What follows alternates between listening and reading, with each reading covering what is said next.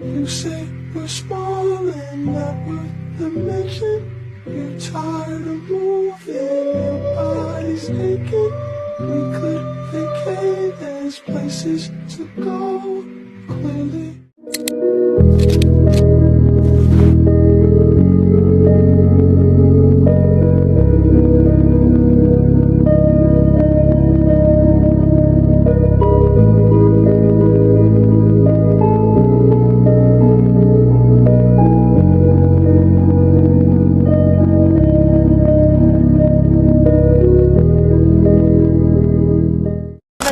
Daw ng mga working Filipino ang nakararanas Sa bawat sampay Pilipino ang naglalabas. Hi, my name is Day James S. Sadena and kasama ko ngayon ang aking kaibigan na Si Saki Gabriel. at ngayong araw is i-interviewin ko siya at ito ang aking mga katanungan.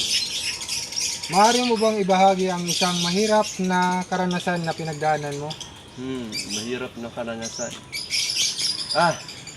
Ngunyan po na pero may naranasan ba ngunyan sa biology na mo, pag-ibaw naman instructor sa activity tungkol sa pag-ataman sa group activity pala to sa kang isda.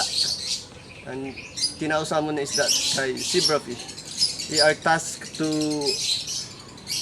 take care of zebrafish and make a breed to genetic traits something tapos ngunyan mga kagrupo ko po na nagbakal po kami isda, pero akala namin magiging madali lang po ito kaya nagpara-ML lang po kami. Para ML lang kami, garumay kami mga pakialam sa amon mga subjects. Tapos sa naman namin na namamatay amon isda, nagbakal naman kami utro. Duman namin na arman na katakula pa rin na responsibilidad na kailangan para magkatama isda. Sunod-sunod lang po nagdadanhas tangon niya na amon mga isda. Iyo po to para sa kuya ang pinakamasakit na naranasan ko. So, paano ka nito nakapektuhan? Sa apektuhan ako kanita, garo na I feel down. I feel sad, tapos naanuhan ko na garo ma-insi kami kanita dahil lang sa itong may pakiaram sa amon mga subject, sa activity. So, ano ang nakatulong sa iyo para malampasan ito? What helped me para malampasan ito?